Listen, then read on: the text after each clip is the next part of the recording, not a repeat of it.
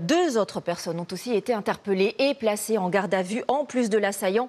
Après l'attaque au couteau d'hier à Antibes, elle a fait 2 blessés dans un lycée horticole, un élève et une enseignante. Ce matin, nous avons retrouvé un lycéen qui a échappé à l'agresseur. Beaucoup s'interrogent aussi, vous allez l'entendre, sur la sécurité des lieux. L'établissement était visiblement très facile d'accès. Sylvie Pinatel avec Marilène Yapichino et Christophe Napoli. Cet élève est l'un des tout premiers à avoir croisé l'assaillant et sonné l'alerte. J'ai senti son bras passer là. Après, je me suis retourné de sa tête et un truc orange au-dessus de ma tête.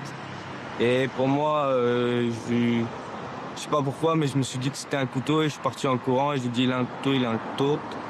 Et après, je me suis mis à courir et ça va, heureusement qu'il courait pas très vite. Un couteau de cuisine à la main, un autre dans son sac à dos.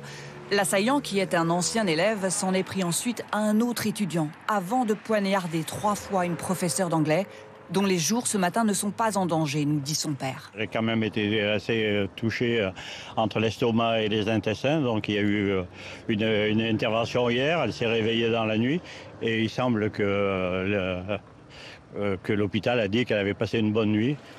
L'ancien élève est un jeune homme de 18 ans, arrêté l'an dernier alors qu'il projetait d'attaquer le lycée, puis interné en unité de soins psychiatriques. À son domicile, croix gammée, arme blanche et des écrits révélant une fascination pour les tueries de masse. Des professeurs avaient alors demandé qu'un gardien surveille l'entrée.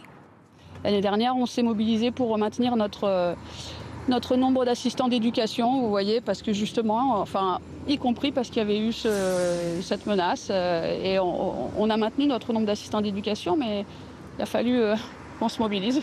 Car ce lycée horticole dispose d'un jardin potager ouvert au public. Les grilles restent ouvertes toute la journée.